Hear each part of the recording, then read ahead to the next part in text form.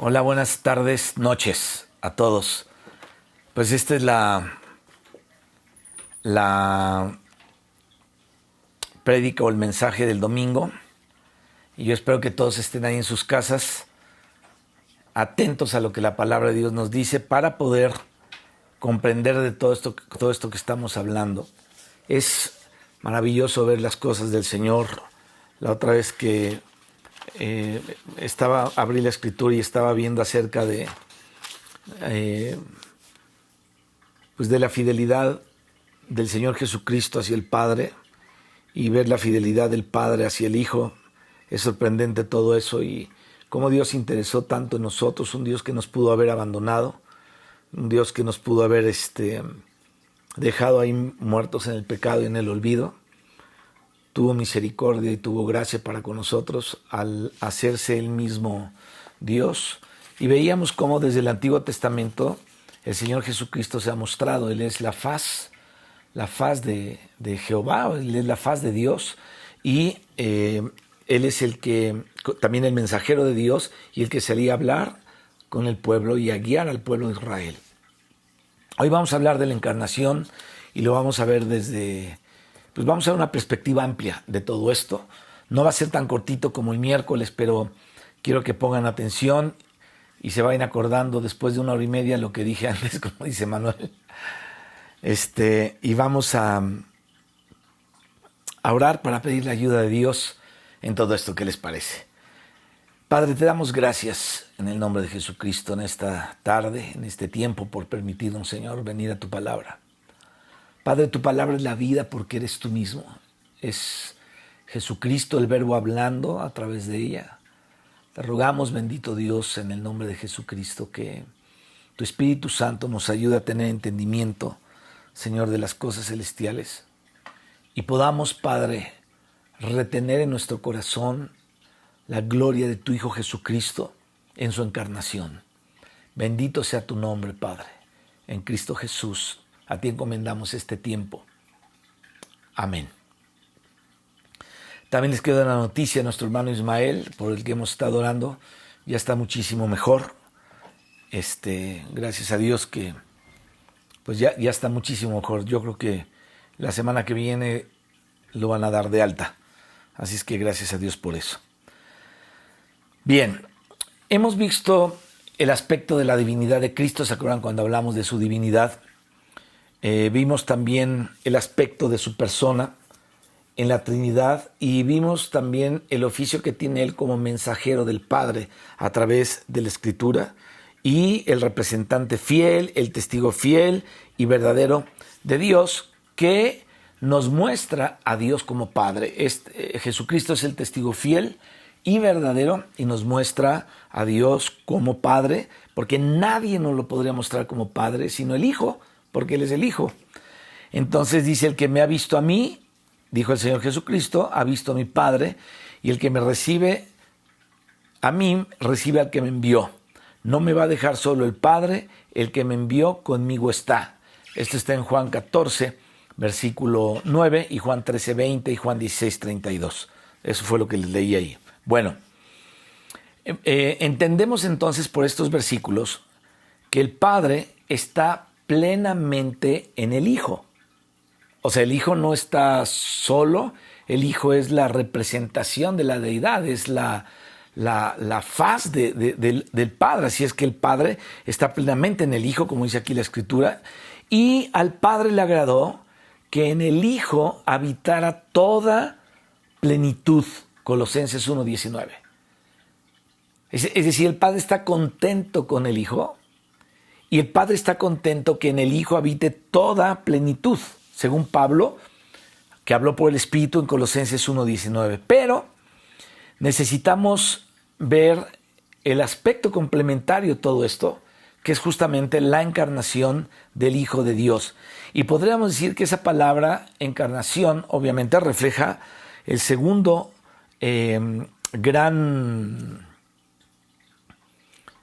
dogma o verdad revelada por Dios a la iglesia. Así es que esto lo necesitamos ver para poder complementar todo lo que el Hijo ha sido y todo lo que el Hijo es. Obviamente Cristo es más, ¿no? Porque también es la resurrección y también es su entronización y su venida y su segunda venida, ¿no? Su venida como espíritu edificante y luego más adelante, en el tiempo que Dios tiene señalado, la venida como la segunda venida del Hijo del Hombre aquí en esta tierra. Bueno, a la iglesia tenemos que entender esto. Se le ha revelado de una manera muy clara que el Hijo de Dios es Dios con el Padre. Es decir, a nosotros se nos ha revelado, porque está escrito en el Evangelio de Juan y está escrito en las cartas de Juan, esta parte, ¿no? Que el Hijo de Dios es Dios con el Padre y que es el mensajero de su paz y que es el resplandor de su gloria, la imagen misma de su sustancia, y también se nos ha revelado en Hebreos 1:3 quien sustenta todas las cosas con la palabra de su poder, dice aquí la Biblia. Él también se hizo hombre y entonces vemos que hay un aspecto humano y también hay una realidad humana en el Señor Jesucristo.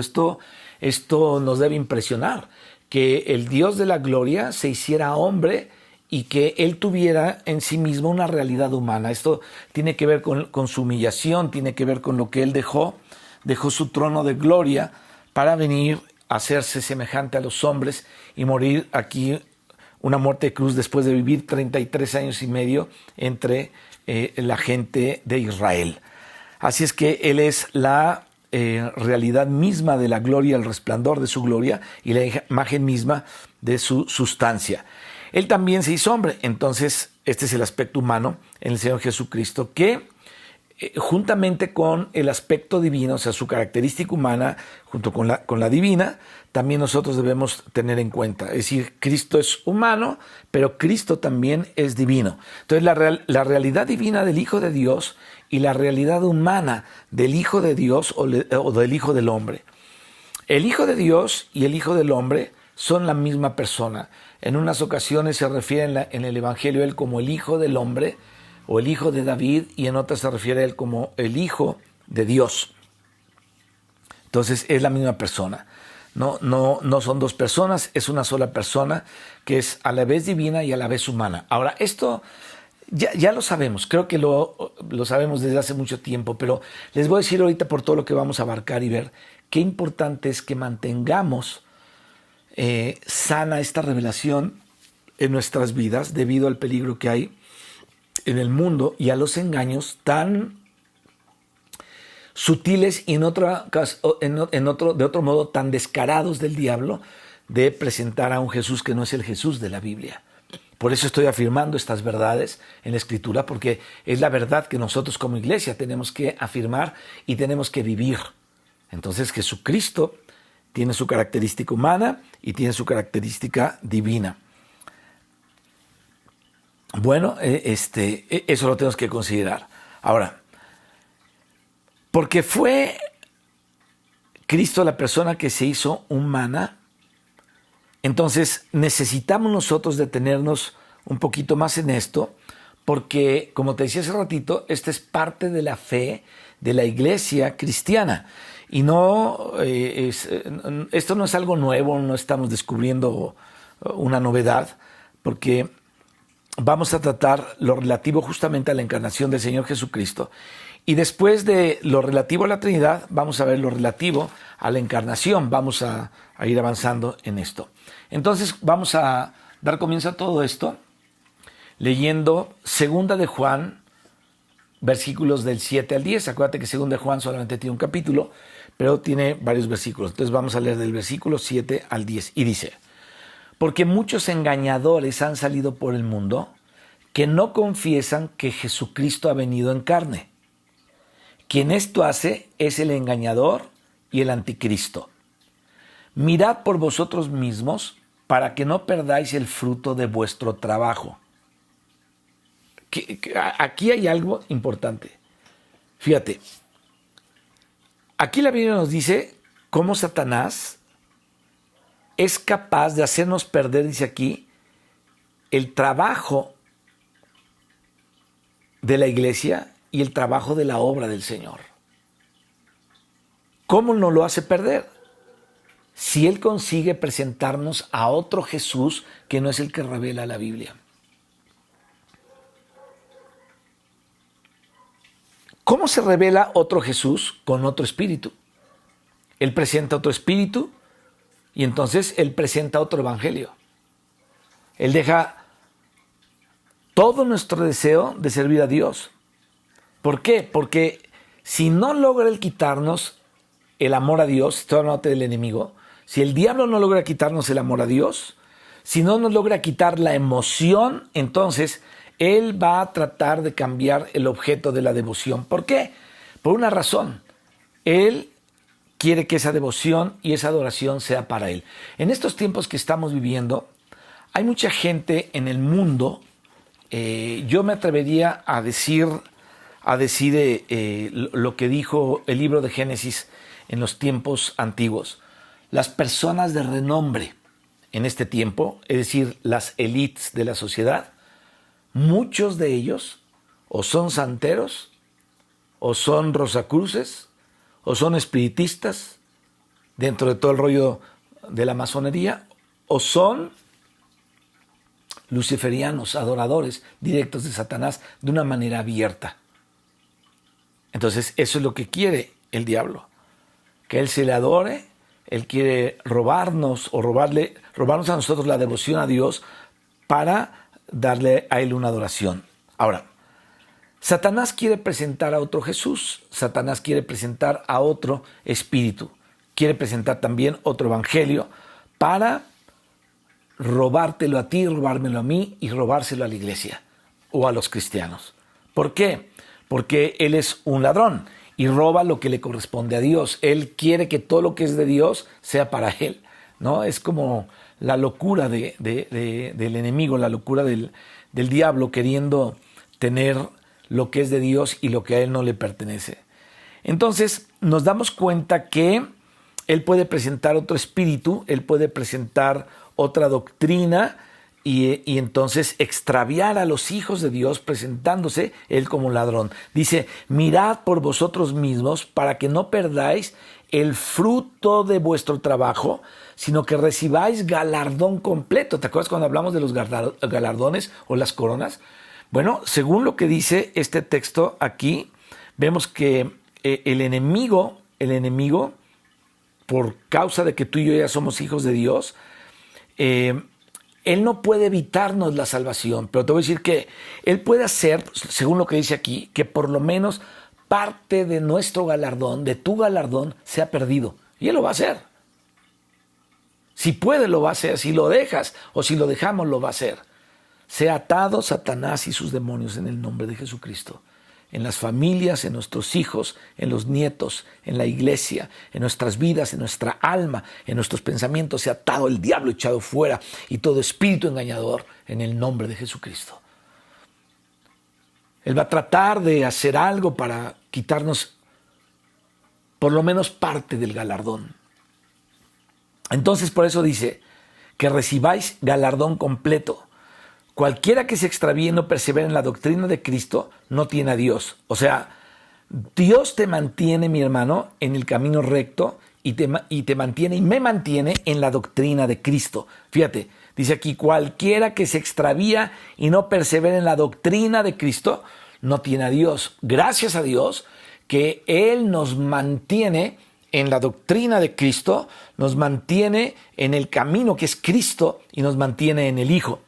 El que persevera en la doctrina de Cristo, ese tiene al Padre y al Hijo. Y aquí démonos cuenta que esto que está hablando aquí, lo dice en el contexto más amplio de aquellos que niegan que Jesucristo ha venido en carne. O sea, Él está hablando justamente de todo esto.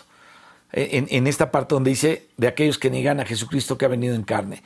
Si alguno llega a vosotros y no trae esa doctrina, ¿cuál doctrina? La doctrina del Hijo, la doctrina del Padre, la doctrina de los apóstoles, la doctrina de los profetas acerca del Señor Jesús, ¿no? La del Nuevo Testamento. Dice, no lo recibáis en casa ni le digáis bienvenido. Porque el que dice bienvenido participa de sus malas obras. O sea, que en esto que tiene que ver con la persona del Señor Jesús, la iglesia no puede ser descuidada, mi hermano. Todo lo que tenga que ver con el Señor Jesucristo tiene que ser muy cuidado por nosotros, la iglesia. No solamente de tenerlo aquí en la cabeza, como veíamos la vez pasada, sino de vivirlo a Él. Tenemos que ser muy cuidadosos con esto de la revelación del Señor Jesucristo, con esto de la revelación del Hijo. Tenemos que ser muy, muy cuidadosos. Porque si la iglesia es descuidada, entonces el enemigo va a ganar ventaja. Estas son las cosas fundamentales, las cuales Satanás procura destruir. Porque destruyendo eso, destruye el cimiento de todo, ¿no? Entonces, nuestra salvación depende de quién es para nosotros el Señor Jesucristo. Acuérdate de esto. Así que Satanás quiere presentarnos entonces a otro Jesús. Él no va a venir diciéndonos, Jesucristo es malo. O sea, nunca nos va a decir que Jesucristo es malo. Eso no va a ocurrir. ¿Qué va a decirnos Él? Él va a venir hablándonos del Maestro Jesús. Pero va a hablar cosas perversas en contra del Señor Jesucristo y especialmente en los tiempos finales del engaño, ¿no? De falsos cristos. ¿Sabes qué he oído en algunos comentaristas, en algunos comentarios que he visto en la televisión?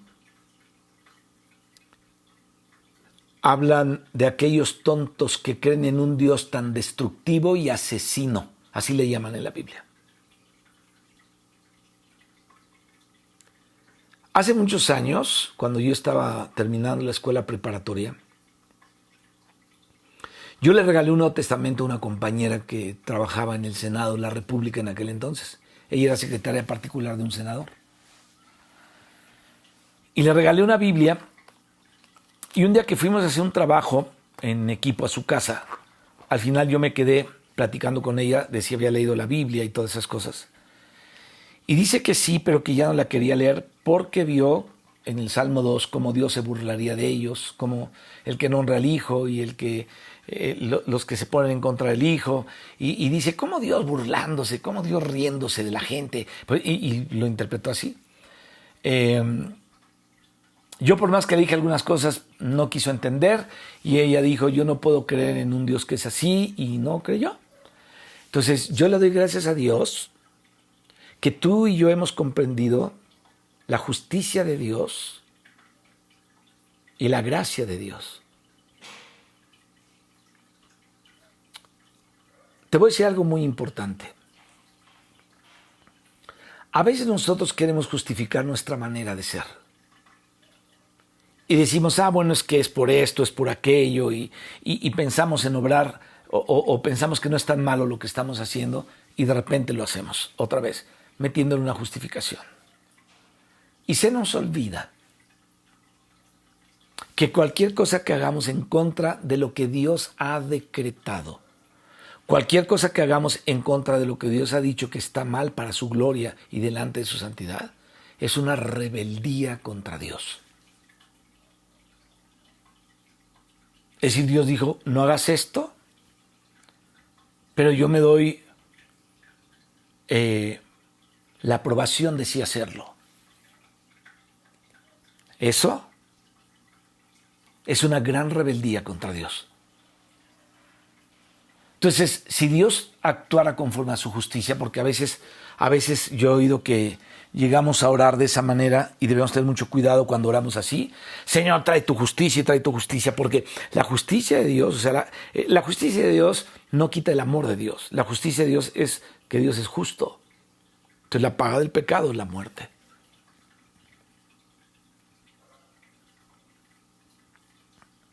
Por eso es que dice, la misericordia triunfa sobre el juicio. Porque si no tuviera Dios misericordia, nadie estaría vivo en este planeta, o todos iríamos al infierno. Así es que démonos cuenta que Dios, y eso no cambia el amor de Dios, pero Dios es justo. Entonces, si tú lees todas las cosas que pasan en el Antiguo Testamento, el hombre traspasó la santidad de Dios, traspasó los límites que Dios puso, y en su justicia Dios tenía que actuar. Y así actuó con Abiú y el otro hijo del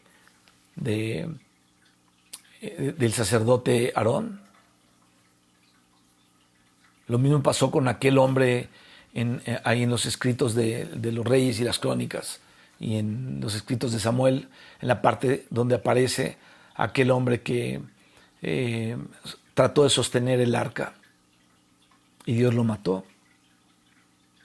Entonces, pero ¿a poco por sostener el arca? Era un reflejo, sí, pero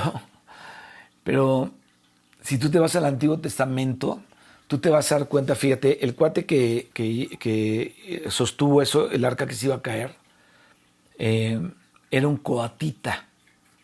Y Dios había dado órdenes a todos los que tenían que colaborar para la salida del campamento de Dios, cuando tenían que desmontar todo. Cada uno tenía su lugar y ninguno podía tocar lo que Dios le dijo que no tocara, sino cada uno su parte.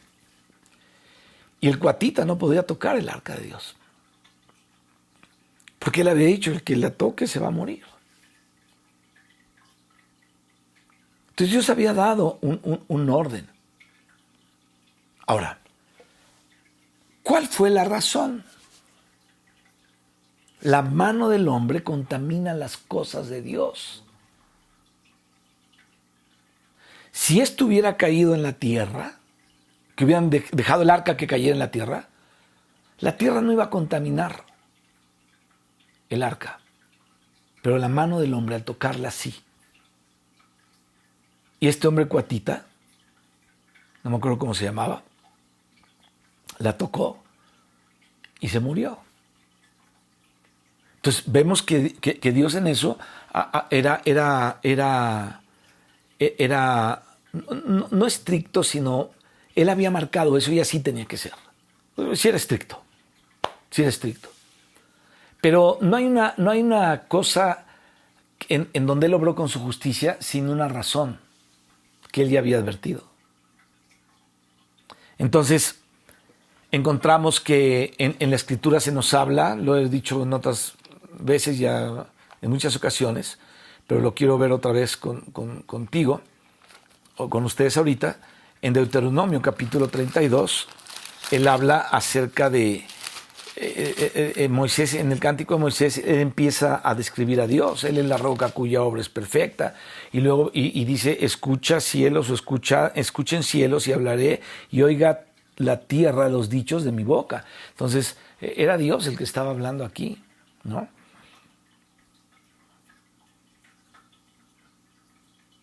Y empieza a gotear como la lluvia mi enseñanza, destilará como el rocío mi razonamiento, como la llovizna sobre la grama.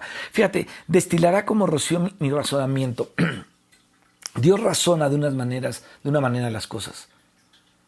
Él, dentro de lo que Dios es, que es mucho, ni idea tenemos todavía, pero bueno, Dios tiene un razonamiento que nos dejó ver. Entonces, cuando Él habla de los 10 mandamientos, Dios está razonando de esta manera. No tendrás dioses ajenos delante de mí, ni te inclinarás a ellas, ni harás imagen de ninguna cosa creada en el cielo, para adorarla, lo que sea, ni te inclinarás a ellas. Amarás al Señor tu Dios con todo tu corazón, con todas tus fuerzas, con toda tu mente. No envidiarás a la mujer de tu prójimo, ni su casa, ni sus bienes, ni su No mentirás, no adulterarás, todo eso. Entonces, dice aquí la Escritura, dice, oiga la tierra los dichos de mi boca, goteará como lluvia mi enseñanza, destilará mi rocío, destilará como el rocío mi razonamiento. Entonces tú y yo necesitamos aprender a conocer los razonamientos o el razonamiento de Dios, porque el diablo hizo que el hombre también razonara, aparte de Dios. Entonces tú y yo tenemos un razonamiento sobre algunas cosas, pero Dios tiene su razonamiento que destila como el rocío, que salen de los dichos de su boca. Entonces tú y yo tenemos que entender: mi razonamiento es perverso, mi razonamiento no viene de Dios, mi propio razonamiento. Entonces yo tengo que meditar en el razonamiento del Señor. Dice: como las gotas sobre la hierba, porque el nombre de Jehová proclamaré. Engrandeced a nuestro Dios. Decía un canto Decía, engrandeced a Jehová conmigo y exaltemos aún a su nombre. ¿No? Clamé a Jehová y él me oyó, etc. Exaltemos al Señor, engrandeced al Señor conmigo. Qué gloria, ¿no? Que la iglesia pueda engrandecer al Señor. Y el Señor está diciendo aquí en este canto de Moisés, ¿no? Engrandeced a nuestro Dios. ¿Por qué? Y luego comienza a escribir por qué. Él es la roca cuya obra es perfecta, todos sus caminos son de rectitud, Dios de verdad, sin iniquidad en él, es justo y recto. Y luego en el 5 cambia la tónica y dice, la corrupción no es suya, de sus hijos es la mancha. Entonces fíjate, todo lo que Dios habló, sus razonamientos, lo que destiló su boca como el rocío, como la lluvia, eso es lo que engrandece a Dios cuando nosotros entramos en sus razonamientos. Pero cuando nosotros tenemos nuestros propios razonamientos, entonces nosotros somos la mancha en esta tierra. Y luego llama aquí generación torcida y perversa. O sea, Dios tiene razón al llevar a cabo su justicia. De todas estas partes de los razonamientos de Dios que destilan como la lluvia o como el rocío, en los que tú y yo tenemos que aprender a razonar y a pensarlos y a vivirlos, los razonamientos de Dios, porque todos ellos son contrarios a los nuestros. Te digo, tú y yo tenemos otro razonamiento por causa de que estamos llenos de las cosas del mundo. Entonces razonamos de una manera, pero no son los razonamientos de Dios. Y aquí dice la Escritura que Dios lleva a cabo su justicia. Entonces, te decía que Satanás quiere presentar a otro Jesús. Él no va a venir diciendo que Jesucristo es malo, ¿no? Pero te decía que nosotros tenemos que estar muy atentos a la doctrina de Cristo, a lo que nos dicen los profetas, lo que nos dicen los apóstoles, lo que dice el Señor mismo de Él, lo que dice el Padre de Él y lo que dice todo el Nuevo Testamento acerca de Él.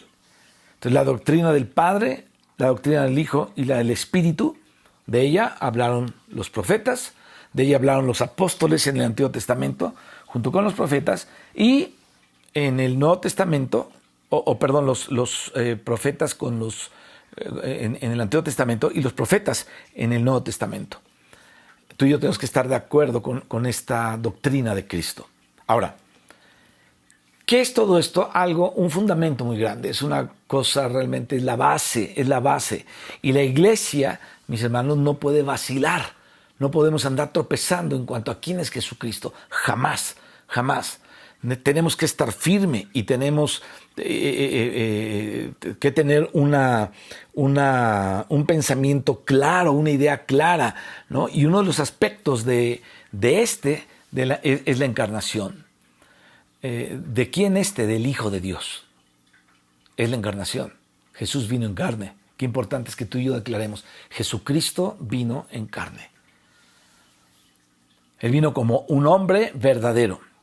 Y esto lo tiene que decir el apóstol Juan. ¿Por qué? Porque ya en la época de Juan, cuando él estuvo, había una serie de herejías que decían cosas raras acerca del Hijo, ¿no? Hay muchas cosas que hablaban de que el Hijo no era eterno, que otro espíritu se había metido en un hombre llamado Jesús y luego cuando se murió ese espíritu lo dejó ahí tirado en la muerte y Dios regresó. O sea, y en base a eso, te voy a decir una cosa, han aparecido muchos falsos cristos en estos tiempos. En los últimos 15 años han aparecido 20 tal vez, más de 2,000 cristos en la nación del norte que se dicen ser Cristo. Averígualo y verás. Como si Dios estuviera buscando un cuerpo para habitar en él y manifestarse. El Hijo tiene su propio cuerpo. Un cuerpo resucitado, un cuerpo con humanidad como de hombre, pero resucitado y glorificado. Entonces el Señor no necesita ningún cuerpo. Dios le preparó cuerpo en el vientre de María y Dios se hizo hombre y Dios, al hacerse hombre, nació como hijo del hombre y también era el hijo de Dios.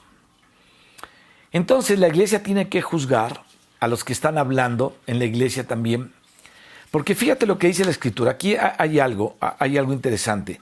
Dice, amados, no creáis a todo espíritu, 1 Juan 4, del 1 al 6. Es decir, el mismo Espíritu Santo lo que está haciendo aquí es promoviendo una santa duda, un santo escepticismo. No creáis a todo espíritu. Entonces el Señor, ten tus dudas. Ten tus dudas. Tú y yo tenemos que discernir de parte de quién está hablando el que está hablando y de parte de quién está hablando en la iglesia los hermanos. Entonces fíjate, hay una fe que promueve el Espíritu Santo, pero en el caso de 1 Juan 4 del 1 al 6, hay una crítica también que promueve el Espíritu Santo. Tú y yo podemos decir, eso no viene de Dios porque lo discernimos.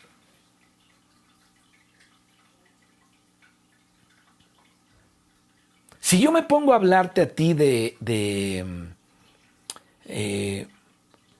motivación personal, y si yo aplico todo mi mensaje a tu persona como que tú vales mucho, tú eres esto, tú eres aquello, adelante, en fin, podría ser un mensaje muy positivo. Ya para eso hay gente que tiene miles de seguidores, ¿no? Ahí salen en los videos y tienen muchos seguidores esas personas, pero son motivadores. Pero el Espíritu Santo exalta al Hijo.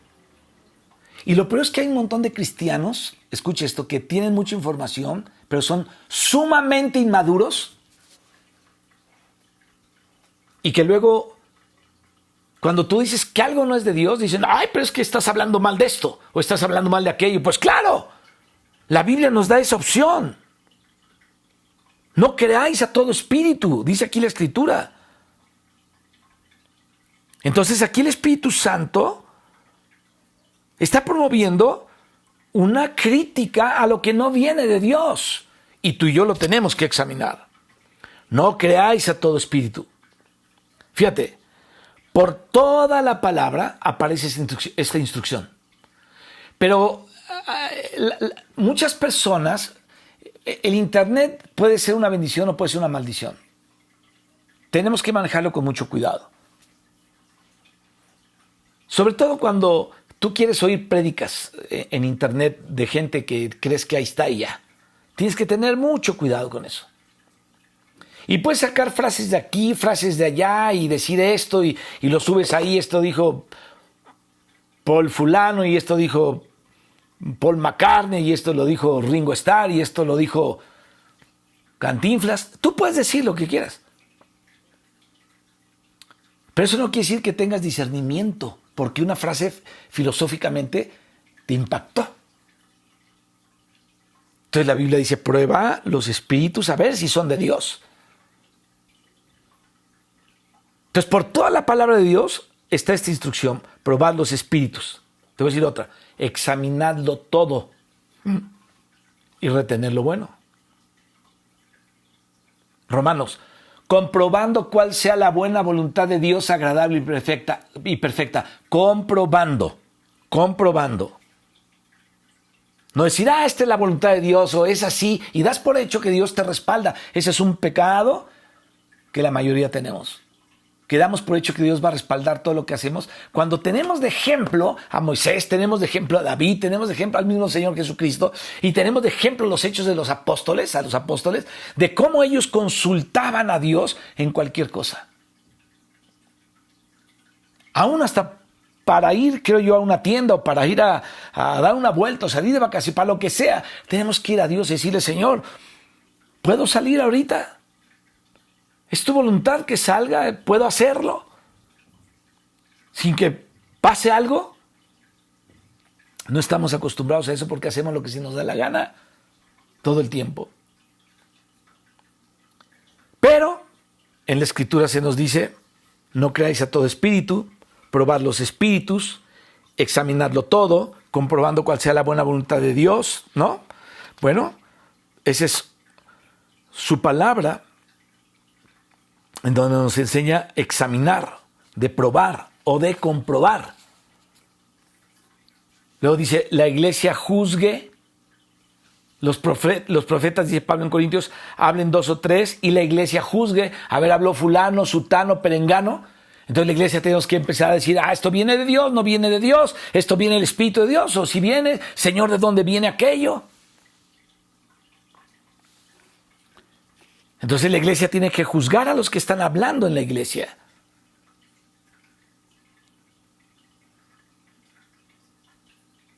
Dice aquí la Escritura que hay que probar a los que se dicen ser apóstoles, probar a los que se dicen ser profetas, probar a los espíritus. Entonces, a los espíritus de los hombres hay que probar con qué espíritu vienen. Hay que probar en qué espíritu están hablando. Esta es la responsabilidad de la iglesia. Y una de las principales pruebas está en este asunto de la encarnación y la condición humana del Señor Jesucristo.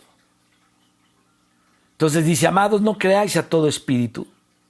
Fíjate, en estos tiempos, mi hermano, si la cosa tiene apariencia sobrenatural, así como medio milagrera, medio milagrosa, la gente está dispuesta a comerse todo.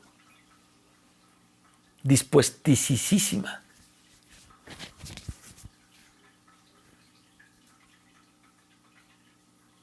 ¿Por qué? Porque tiene una apariencia sobrenatural. Pero no mastican las cosas ni lo examinan. Y la Biblia dice, prueben, examínenlo, júzguenlo.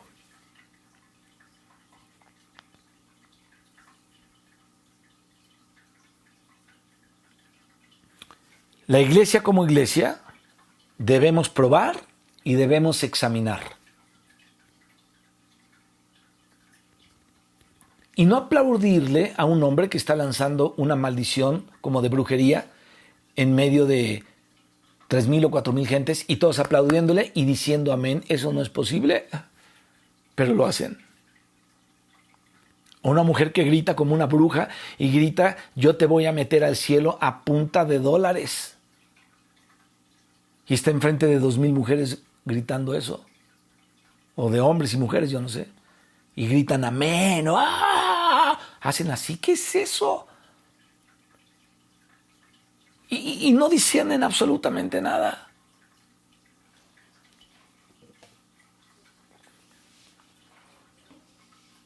Este hombre del que te estoy hablando, tú dirás, ¿por qué juzgas? Pues porque tengo que juzgar. No habla por parte del Espíritu de Dios.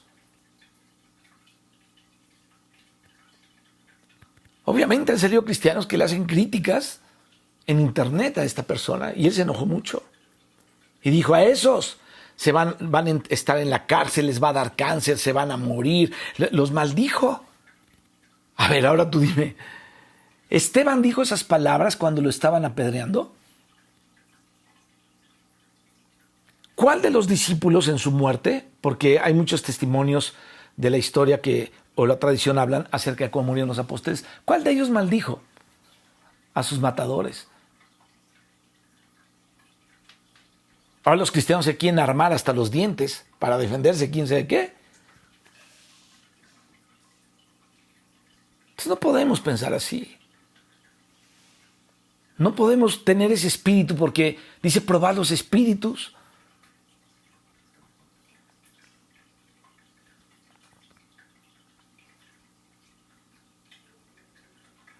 Tenemos que masticarlo, tenemos que examinarlo. Esa es la tarea de la iglesia. Los profetas, mis hermanos, sí, hablen 2 o 3, los demás juzguen, comprobando, probando, examinando. Bueno, esa es la responsabilidad de la iglesia. Ahora dice así, no creáis, sino probad los espíritus si son de Dios. Es decir, probarlos para ver si son de Dios o no, dice aquí Juan. ¿Por qué? Porque muchos falsos profetas han salido por el mundo. En esto conocer el Espíritu de Dios. El Espíritu de Dios, obviamente, lo tenemos que conocer y se caracteriza por una confesión especial acerca de Cristo. El Espíritu de Dios no te va a hablar de motivación personal, no te va a hablar de que eres la gran cosa, porque es Dios mismo hablando, es Dios mismo hablando. Una vez yo platicaba con una hermana, hablábamos de este asunto, ¿no? ¿Qué pensaba del hombre? Entonces ella exaltó al hombre hasta arriba, lo puso así, y dice que nosotros le servimos a Dios y que por eso Dios nos convierte, porque le somos de mucha ayuda. Entonces yo le dije, si le servimos mucho a Dios y somos de mucha ayuda, ¿por qué nos mató en la cruz con Cristo? No podemos servirle a Dios si no es Cristo trabajando en nosotros que sirve al Padre. Somos el vehículo, nada más. Pero quien realmente sirve a Dios se llama Jesucristo, su Hijo. Aleluya. Entonces,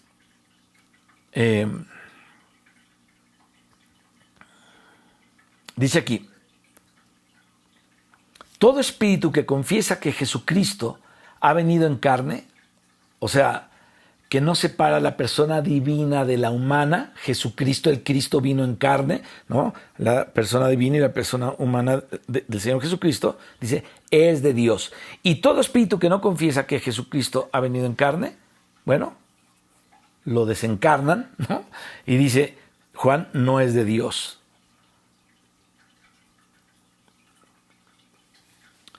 ¿Cuántos libros hay en estas tiendas ahí del búho y en las librerías y en muchos lugares hay que hablan acerca de Jesucristo y hasta son un best seller? Y tú lo lees y son puras tonterías humanistas, puras tonterías que no tienen el Espíritu de Dios, pero que hablan de Jesucristo. Y ahí en ese lugar vamos a ver que muchos hablan de Cristo, pero con el espíritu equivocado.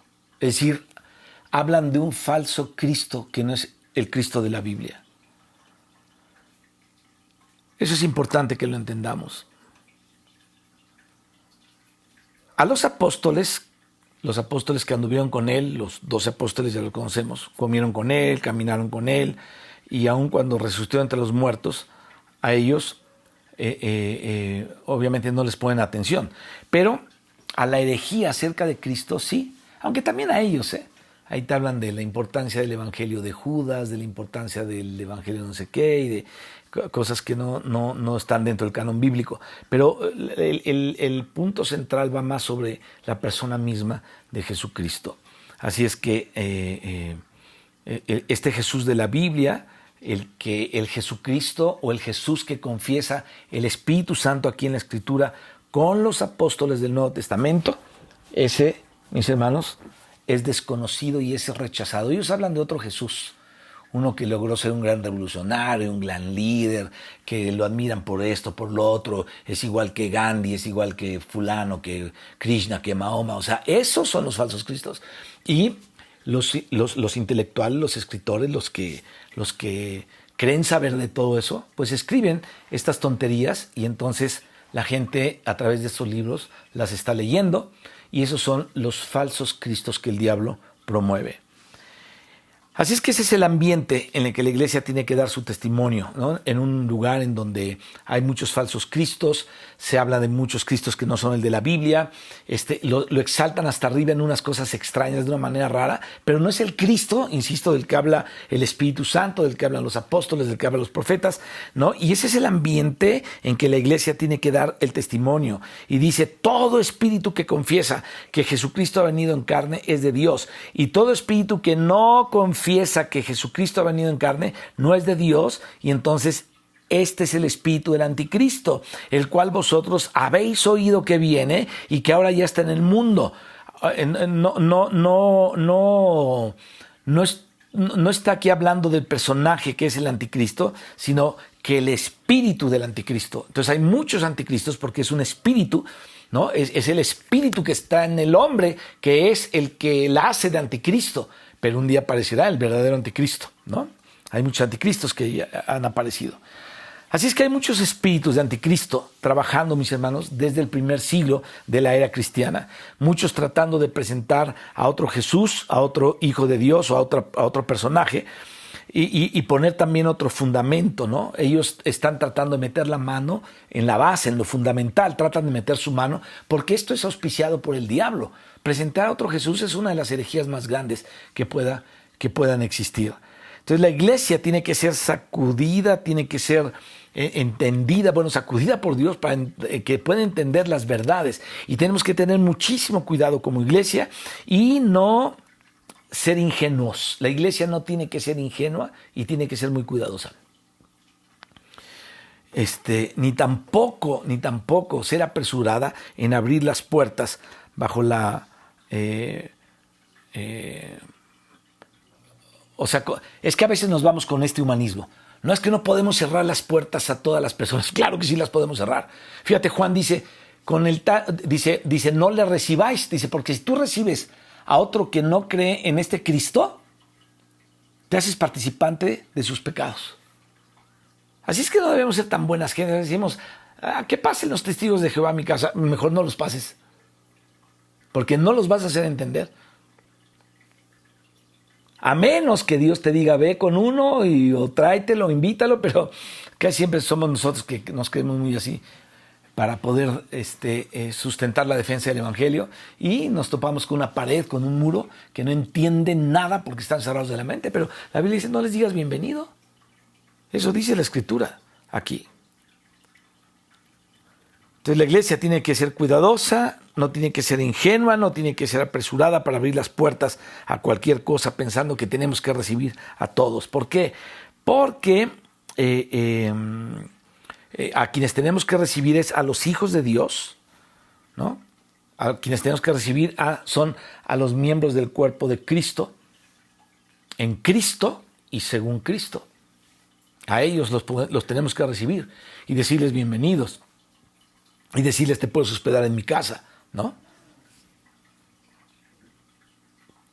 Pero luego dice aquí, hijitos, vosotros sois de Dios y los habéis vencido. Esto quiere decir que hay una guerra, porque aquí habla de una guerra, haber vencido, pues las vencidas son ya una lucha, ¿no? Dice, y los habéis vencido. Entonces, fíjate, estamos en una lucha cultural, en una lucha religiosa, según lo que dice aquí. A veces incluso, mis hermanos, los perseguidores matan, como ya conocemos en la historia. Por otro lado dice, los habéis vencido, porque mayor es el que está en vosotros que el que está en el mundo. Es decir, en el mundo hay guerras religiosas o guerrillas religiosas, incluso antes de que el Señor Jesucristo llegara al mundo. Bueno, chécate ahí Primera, Segunda de Samuel, chécate Primera y Segunda de Crónicas, chécate Primera y Segunda de Reyes, ¿no? Y vas a ver si no había guerras, aún antes de que llegara el Señor Jesucristo. Pero aquí hay algo importante que tenemos que entender y que tenemos que darnos cuenta. Ellos, dice Juan, son del mundo, por eso hablan del mundo. Y están hablando de Jesucristo, pero aquí dice que hablan del mundo en vez de hablar acerca de Jesucristo. Entonces, por eso dice, el mundo los oye. Entonces, nosotros somos de Dios. Y el que conoce a Dios, nos oye. Aquí hay un dilema ya más fuerte. El dilema de las doctrinas. Así es que tenemos que oír a los apóstoles del Señor Jesucristo en el Nuevo Testamento, porque el que es de Dios los oye a ellos, a ellos, a ellos.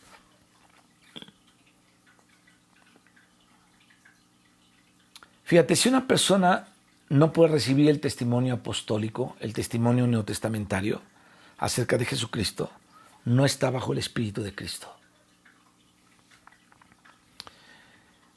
Si quiere cambiar lo que Jesucristo dice por el Espíritu Santo a través de los apóstoles en el Nuevo Testamento y presentarlo como de Jesús, entonces está él bajo el espíritu del anticristo. Por eso dice aquí, nosotros somos de Dios, el que conoce a Dios nos oye, el que no es de Dios no nos oye. 1 Juan 4:6. Entonces el que no oye lo que los apóstoles de la Biblia, del Nuevo Testamento dicen, no es de Dios. Así de sencillo. Eso creo que está muy claro. Dicen, esto conocemos el espíritu de verdad y el espíritu de error. Entonces, en estas cosas la iglesia tiene que estar muy clara. Estoy poniendo el antecedente para entrar a hablar de la encarnación. Primero tenemos que ver quién es Jesucristo y qué dice la Biblia acerca de él y qué dice también el enemigo acerca de Jesucristo. Hay muchas maneras muy sutiles, mi hermano, de negar a Jesucristo o negar que Jesucristo vino en carne. Y pues hay muchos, ¿no?, que a través de la historia y aún a muchos que confiesan ahora cosas así extrañas, ¿no?, que no concuerdan con la Biblia, y tenemos que tener cuidado con esto. La iglesia lleva 21 siglos ya en la tierra y ya pasó por esas experiencias muchas veces. Aunque para nosotros es complicado, puede ser que no lo sea para otros en el cuerpo de Cristo. Así que no nos quedemos solos. Tú eres un miembro de un cuerpo, así es que examina las cosas y entonces tendrán sentido, ¿no? Tenemos que examinar todo esto. Ahora vamos al Evangelio de Juan. Aquí hay algo importante y creo que es necesario dar algunas reglas de la interpretación correcta de la Biblia. Porque a lo largo de los siglos, el pueblo de Dios, mi hermano, ha aprendido a interpretar las cosas de la Biblia de una manera correcta. Esto ha costado mucho. A nosotros ahorita se nos hace fácil porque hay un libro de principios de hermenéutica, o podemos estudiar un poquito hermenéutica, que son los principios de la correcta interpretación de la Biblia.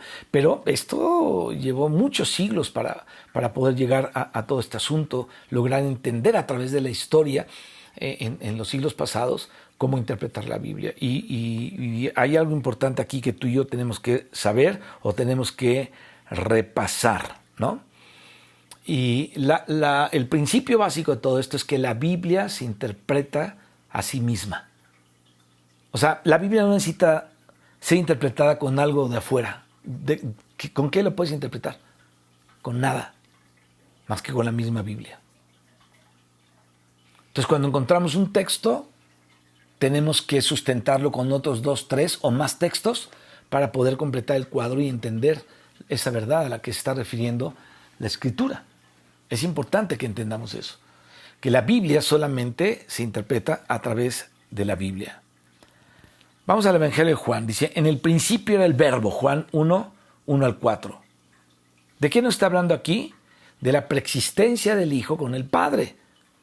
¿Cuándo? Antes de la creación, según lo que dice aquí. En el principio era el verbo, si es que esto es antes de la creación, y de la identidad de esa persona con el verbo. Entonces, es una persona porque dice, refiriéndose a él, era en el principio, no esto, sino ¿no? Por medio de quien Dios hizo todo y por quien lo hizo todo. Por medio de él y él lo hizo todo. ¿Quién es la persona del Hijo? El verbo era con Dios. Ahí estaba. Entonces, cuando dice el verbo era con Dios, ahí está hablando de la coexistencia del Hijo con el Padre. Dice, y el verbo era Dios, y entonces ahí está la divinidad del Hijo. ¿Te das cuenta? Y el verbo era Dios, entonces ese verbo que es Cristo, bueno, él es Dios, esa es su divinidad. Bueno, ¿qué es esto? La personalidad del Hijo, en el principio con Dios, y lo confiesa 2 veces. Bueno, todas las cosas mediante el Padre por medio del Hijo fueron creadas. Todas las cosas mediante Él fueron hechas, y sin Él nada de lo que ha sido hecho fue hecho. Esto está relacionado con lo que dijo Pablo, el Espíritu, por medio de Pablo en Colosenses 1, 12 y 13. Entonces viene hablando del Hijo, porque en el 12 dice: con gozo dando gracias al Padre, que nos hizo aptos para participar de la herencia de los santos en luz, el cual nos ha librado de la potestad de las tinieblas y trasladado al reino de su amado Hijo, o al reino de amor de su Hijo. Y viene hablando aquí del Hijo, en quien en esta persona tenemos redención por su sangre, el perdón de pecados. ¿En quién? En el Hijo. Él es la imagen del Dios invisible. Lo que dijo Juan, dice: a Dios nadie lo ha visto jamás. El unigénito Hijo, que está en el seno del Padre, Él le ha dado a conocer. Juan 1:18. Los manuscritos más antiguos, esto lo leí, me enteré y lo vi, te lo quiero decir, que los manuscritos más antiguos y se llaman monogesteos, y los tardíos también hablan del unigénito Hijo que está en el seno del Padre y que Él le ha dado a conocer. O sea, el Dios invisible, lo que quiere decir desde hace mucho tiempo, es que el Dios invisible se da a conocer por medio del Hijo. No hay otra manera de conocer a Dios, sino por medio del Hijo. Él es la imagen del Dios invisible, el primogénito de toda creación. ¿Por qué? Porque en Él fueron creadas todas las cosas, incluidas las que hay en los cielos. Fíjate, Miguel es un arcángel que fue creado por Dios. Él no existía. O sea, Miguel no estaba en el principio, ni era en el principio con Dios, ni era Dios. Algunos han malentendido de repente las batallas de Miguel y todo eso, que creen que es el Hijo. No. Miguel es un arcángel que fue creado por Dios, no es el Hijo, ¿no? O sea, no es interpretado. O sea, Miguel no es el Hijo ni la faz de Jehová. El ángel de Jehová era el Hijo. Entonces, Miguel es un ángel creado por Dios, no existía, fue creado por el Padre mediante el Hijo, y el Hijo con el Padre crearon a Miguel, y entonces no son lo mismo Miguel y el Hijo. Entonces dice: las que hay en los cielos y las que hay en la tierra. Está hablando de lo que el Señor creó. Visibles e invisibles. Y empieza: sean tronos. Y menciona en primer lugar los 24 tronos y los 24 ancianos, ¿no? De esos ancianos gloriosos que habla Apocalipsis, del cielo. Y también de los que habló Isaías 24, el último versículo de Isaías. Él habla de sus ancianos también del Señor, ¿no? Y sean dominios, sean principados, sean potestades, todo fue creado por medio de Él. Notamos aquí: en Él, por medio de Él y para Él. Y Él es antes de todas las cosas, y todas las cosas, dice, en Él subsisten. Voy a checar el tiempo. Llevamos ya 58 minutos. Y todas las cosas en Él subsisten.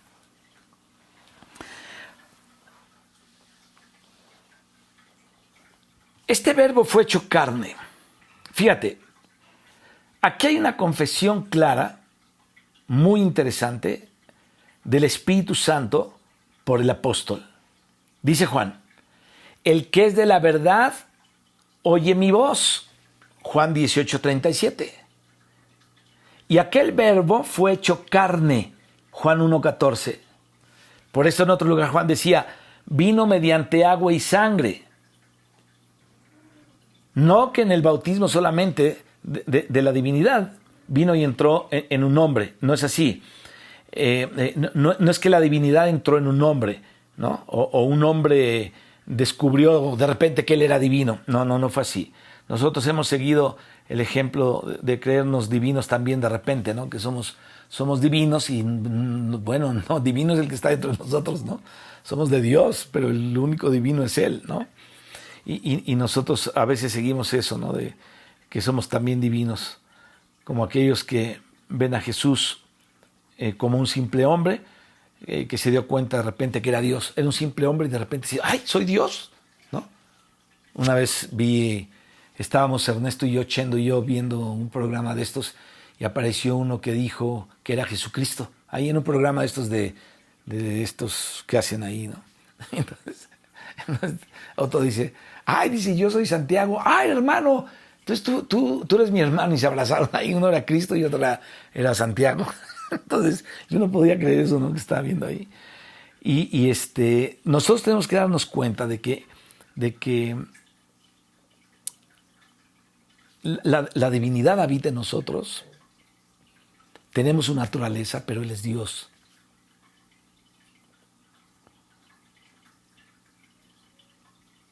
No somos nosotros, es Él en nosotros.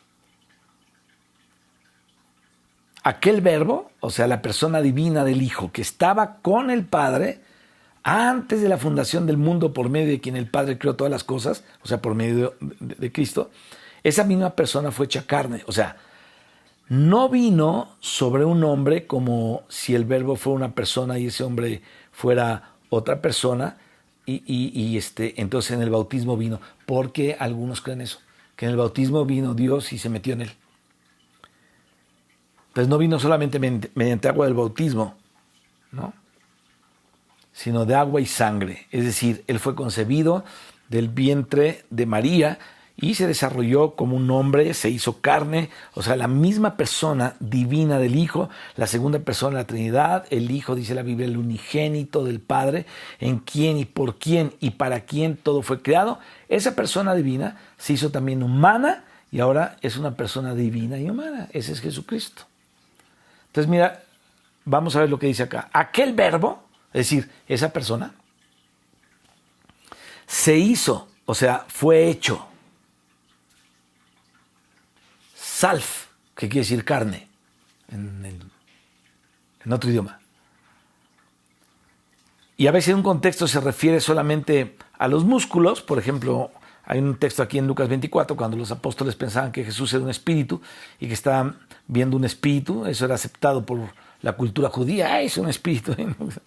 Que de pronto los espíritus se podían apreciar. Bueno, de hecho, en el mismo libro de Job, uno de los amigos de Job le dice que se le apareció un fantasma y que le habló un fantasma, y entonces así pensaban también los apóstoles. Dicen que él caminaba, dice aquí la escritura, sobre las aguas, y entonces dijeron, ¡ay, es un fantasma!, ¿no? Y que se les había aparecido ahí de repente caminando en el agua. Y luego cuando se les apareció resucitado también pensaron que era un fantasma, ¿no?, o que era un espíritu. Ellos imaginaban que era eso. Entonces Jesús les dijo, un espíritu no tiene carne ni hueso, como veis que yo tengo. Y ahí usa la palabra carne en el sentido muscular, o sea, tenía músculos. La palabra carne es la palabra salf. Es una palabra, según los que estudian esto, muy amplia, que incluye muchas cosas, incluye los músculos, pero también la palabra carne, por el contexto, incluye la naturaleza humana toda integral, ¿no? Y esa definición la dio el propio Señor Jesucristo, porque dijo, lo que es nacido de la carne, carne es. Es decir, que un ser humano se reproduce en otro ser humano y al ser humano se le llama carne. Entonces no solamente la carne son músculos, también es el cuerpo, se le llama carne. La naturaleza humana toda íntegra, o sea, integral, también se le llama carne. Entonces, para interpretar la palabra fue hecho carne, vamos a considerar otro pasaje con en donde la encarnación no fue solamente tomar músculos, como es una de estas definiciones, o solamente tomar un cuerpo, sino hacerse hombre, vivir en carne, quiere decir en humanidad íntegra. Se hizo hombre como tú y como yo. Eso quiere decir que fue hecho carne. Entonces, decir que Él se hizo carne es lo mismo decir que se hizo hombre. Aleluya. Eso incluye el espíritu humano, el alma humana y el cuerpo humano. Somos espíritu, alma y cuerpo. No solamente músculos, o los músculos de los huesos, o los huesos, o solo la piel, un fantasma como algunos imaginan, o quizá una especie de zombie. Obviamente no es así, ¿no? Él era un hombre con la naturaleza humana íntegra, en él, tal como tú y tal como yo. Entonces esa palabra carne, en el contexto en el que se usaba, implicaba toda la naturaleza humana. Y por eso, para interpretar el pasaje, mis hermanos, tenemos que tener en cuenta los otros pasajes paralelos. ¿Para qué? Para poderlos interpretar como es. Porque si te olvidas del otro, entonces lo que va a pasar es que vamos a interpretar un pasaje en contra del otro, y nunca podemos interpretar un pasaje contra el otro, sino con el otro. Esta es una regla. Jamás podemos interpretar la Biblia contra la Biblia, porque esa es una mala interpretación. Tenemos que interpretar la Biblia con la Biblia y un pasaje no en contra de otro, sino un pasaje con el otro. Así es como se tiene que interpretar. Entonces aquí dice, y aquel verbo fue hecho carne y habitó, y habitó. Aquí la palabra que se utiliza es tabernaculizó, que es un verbo que habrá que meterlo al español. No está en el español, pero en el griego sí está. Y vimos su gloria, gloria como del unigénito del Padre, lleno de gracia y de verdad.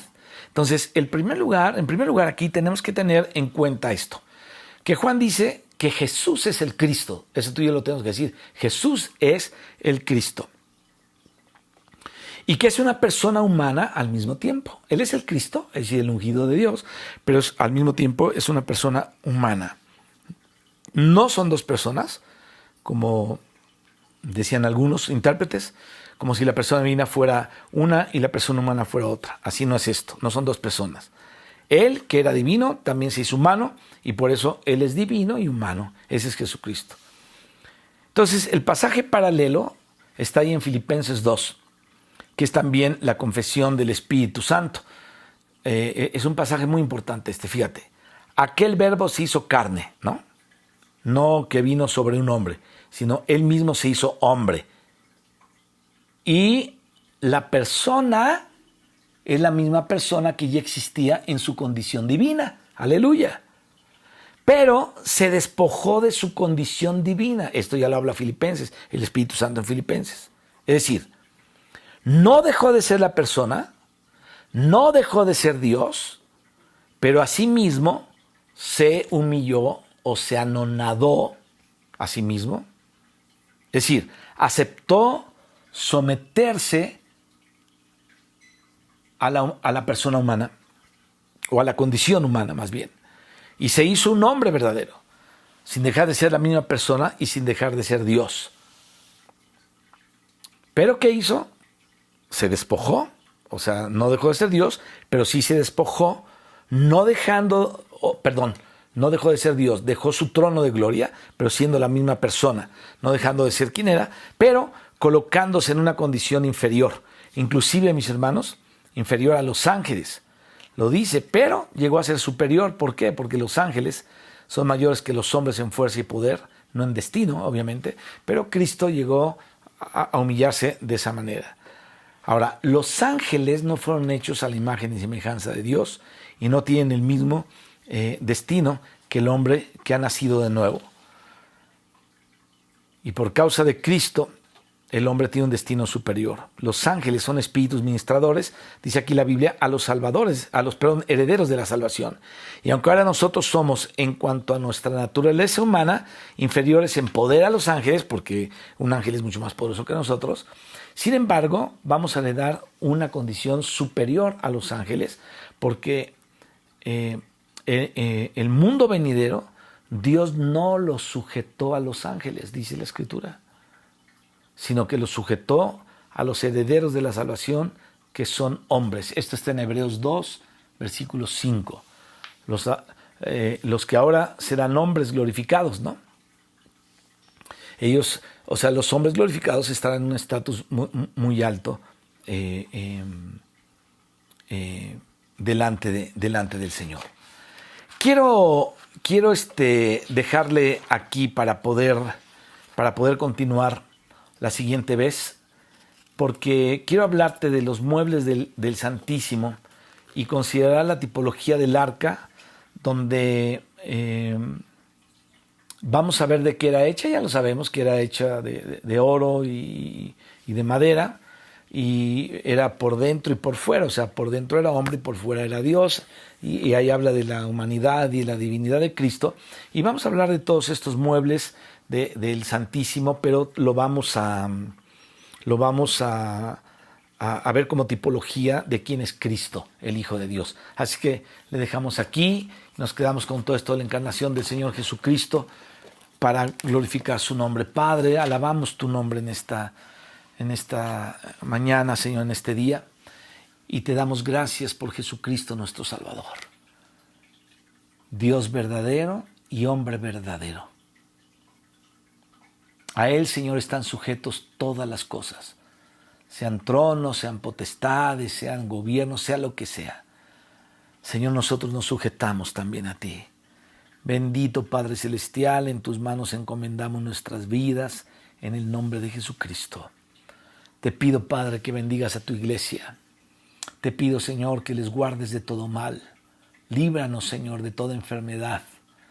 Tu palabra dice, caerán a tu lado 1000 y 10,000 al otro lado, pero a ti no llegará por cuanto has puesto por habitación al Altísimo. Así es que estamos bajo tus alas, Señor. Tú dijiste aquí que estoy con vosotros todos los días hasta el fin del mundo. No se turbe vuestro corazón ni tengan miedo. Confían en Dios, confíen también en mí. Confiamos en ti, Señor. Gracias, Padre, por Jesucristo, nuestro Salvador, y por tu Espíritu Santo que nos guía a la verdad de Cristo. Amén. Dios les bendiga, mis hermanos, y nos vemos o continuamos con esto el miércoles. Acuérdense que vamos a estar todo el mes de septiembre todavía por este medio compartiendo la palabra. Dios les bendiga.